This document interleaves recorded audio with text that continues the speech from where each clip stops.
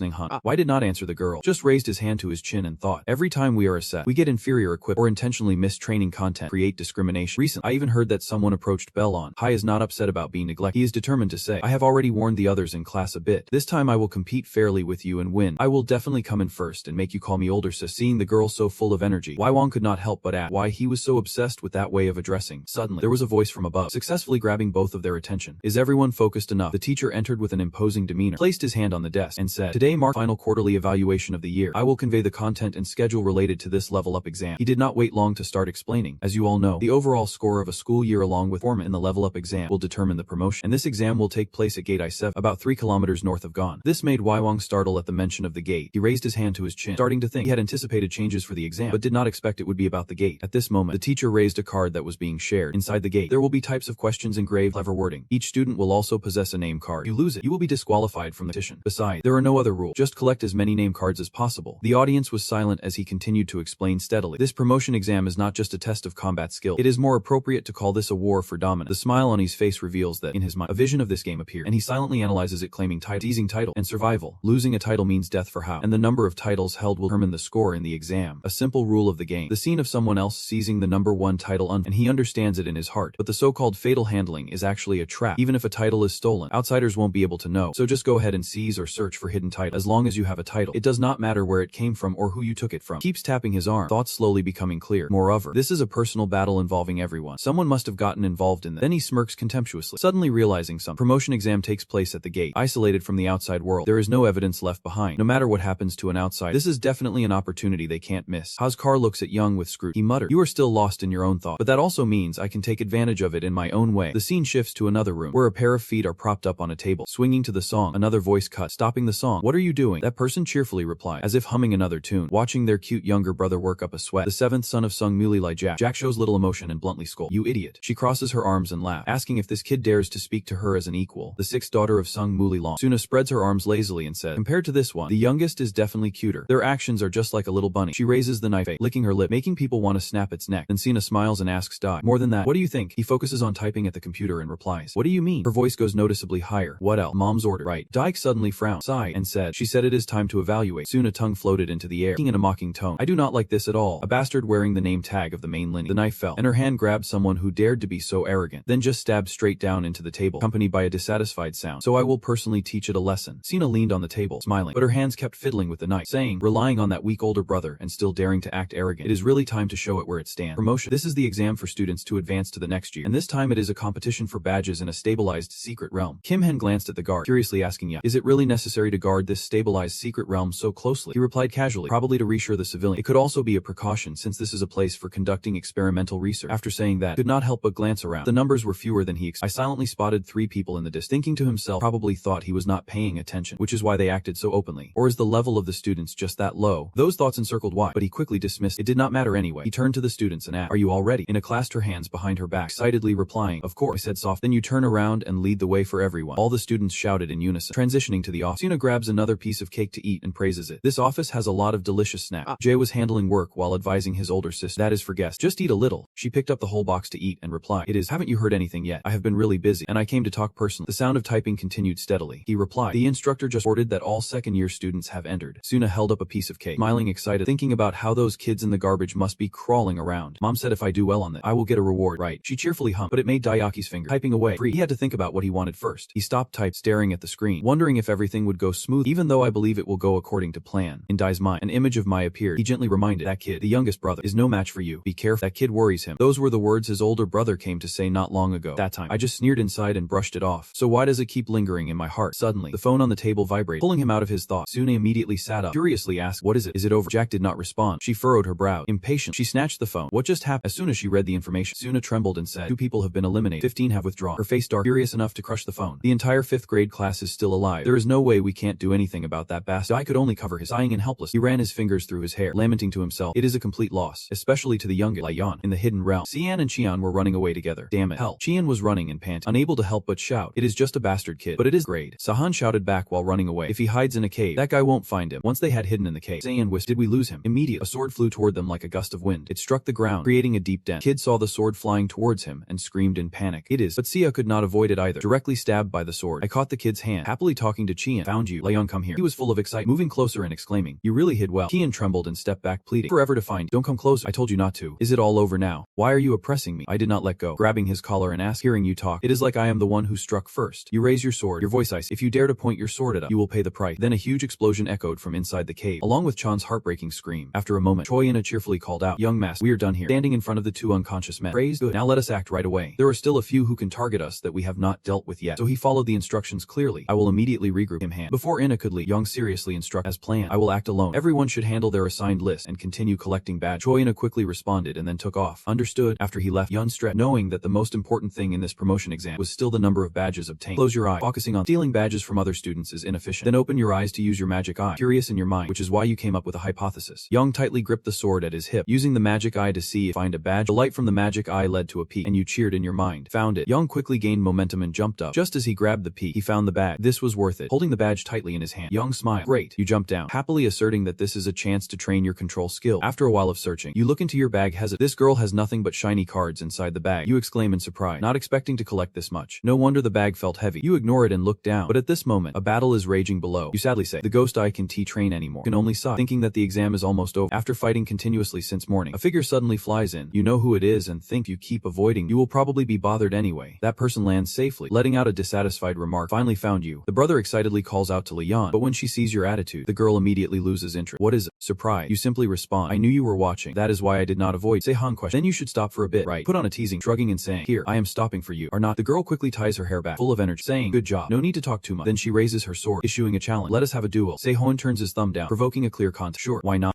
You have to call me sister. He asked back. So what if I win? X-High replied in a tone that made Y shiver. And I mean if you win, I will call you brother. I immediately hugged her shoulder, backing away and said, you are planning to inflict damage with mental attack. That is quite a... Hai instantly got mad and shouted, shut up. You are talking too much. Then the girl stopped talking and rushed forward. As Hai confidently held her sword and approached, facing what? Who was also serious. The training area appeared peaceful under the dim moonlight, casting a cold, quiet glow as the snow gradually melted away. After the promotion exam ended smoothly, the evaluation system became significantly this time. 2 people from the main line participated in the exam, making it a hot topic indeed. The household staff could not stay calm, constantly buzzing with discussions after the competition. Score. The youngest lady will take first. Right. The second-year students are participating too. Can the first-year students hold their ground? Aside from praising, those guys huddled together whispering. And what about those kids? That is right. Against the clear blue sky with a few fluffy white clouds drifting soft, the ancient roof tiles of a temple appeared majestic. The youngest son in the first-year class, with a confident expression, he stepped up, eyes straight ahead, accepting the diploma he was awarded. Congratulations, young master Leong. You ranked first in the promotion. Leong is the top graduate of the entire course. Calmly closed his eye, extended his hands to receive the diploma. To be honest, I did not think I would be at the top. Deep down, I thought differently. No matter what, could not be too blatant in their deceit. He remembered earlier when he had defeated his senior with an indifferent attitude, thinking to himself, if X results in the exam were not bad, it is hard to say, but that girl was robbed of all her badges by me right at the end. After receiving the award, Dungho happily looked at Yang and said, you are really calm. Being the top of the academy is a very proud achievement. Yang, holding the diploma he just received, turned to reply, my guardian will surely be very happy. Anyway, thanks for the congratulations. Just as he stepped out of there, going down the stairs, he received numerous compliments. Congratulations, young master. Congratulations to you. For Inha, who was joyfully standing in front of him, suddenly heard his name called, causing him to turn around. Next up is student Choi Inha, invited to the stage. Upon hearing his name, he stepped forward, and Choi Inha walked step by step towards Dungho, suddenly raising the certificate in front of him and exclaimed, congratulations on your promotion. Inha has been promoted to rank 13 overall. He blushed slightly, looking down at the certificate in front of him, unable to believe in himself. Choi Inha took the certificate in his trembling hands and repeatedly thanked. I stood behind him, glancing at him to remind, don't get complacent. Choi Inha, it is good to do your best, but if you get complacent, things won't be any different. He let out a small sigh and replied, young master. After awarding Koyinha, Donghu called the next person. Next, student Kim Bozong. Congratulations on your promotion. Bozong looked at the certificate in disbelief and unconsciously spoke up. Thank you. Kim Bozong has been promoted to rank 24 overall. It is Kim Han's turn to receive the award, but he does not seem very happy holding the certificate. Kim Han leveled up right in his first year. You have worked hard. Congratulations. Kim Han ranked 34th overall. Kim Han stared at the paper, lightly tracing the edge with his finger. Thinking about his rank, Long is a bit disappointed. He is not satisfied with his rank. Kim Han looked determined.